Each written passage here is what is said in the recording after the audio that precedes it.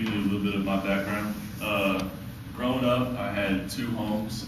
I lived in Fort Worth with my mom, just me and her, during the school year. And for the most part, life was pretty normal, nothing really happened. But during all summer vacation and all breaks during the school year, I lived in Cincinnati. And in Cincinnati, life was a little different. The home I stayed in, someone very close to me happened to be one of the biggest drug dealers on the west side of Cincinnati. And it was drugs a lot more complicated, like marijuana or just pills. He would deal drugs that included cocaine, DMT, ecstasy, meth, shrooms. He dealt heroin sometimes.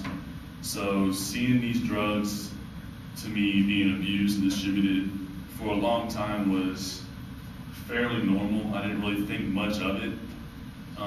It wasn't until, let's be honest, it's a quick way to make a lot of money and not have to pay taxes. So I didn't really see anything wrong with it. It wasn't until I got older that I realized what the people, how it affected people, and not just the way it affected people, but also how it affected people around them. A couple years back, someone I was very close to was arrested and was sent to rehab for 6 months.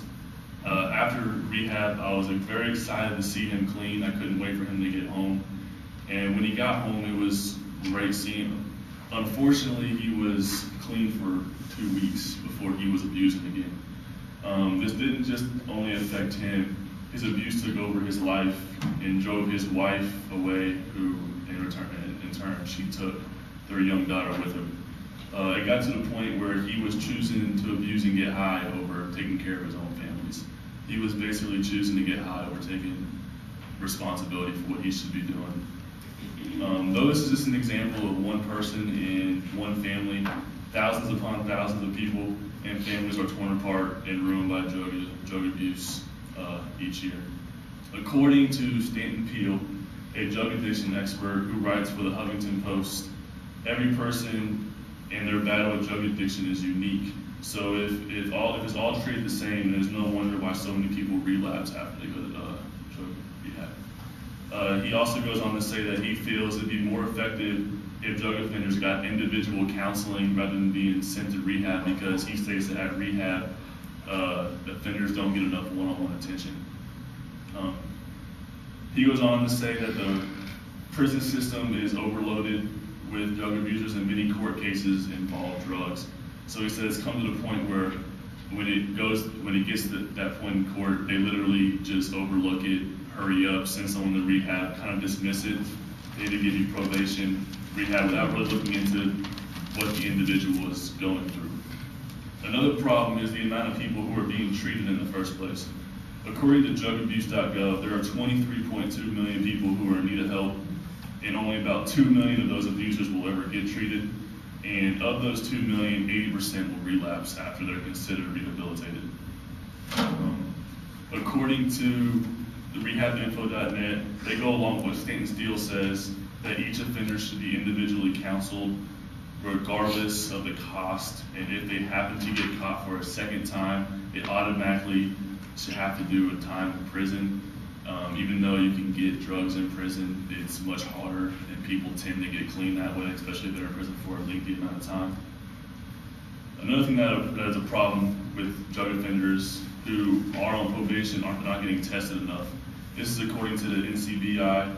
On average, people on probation or out on parole are only tested once to twice a month. This is too much of a gap in between tests because many hard drugs, such as cocaine, exit your system within 2 to 4 days.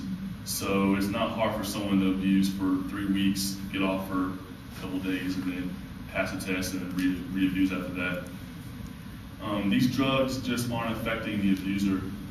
The families suffer as much as the abusers do. Families are torn apart because of drugs, and a child of an abuser is 66% more likely to abuse hard drugs in their life, and a child who is not raised by addicts.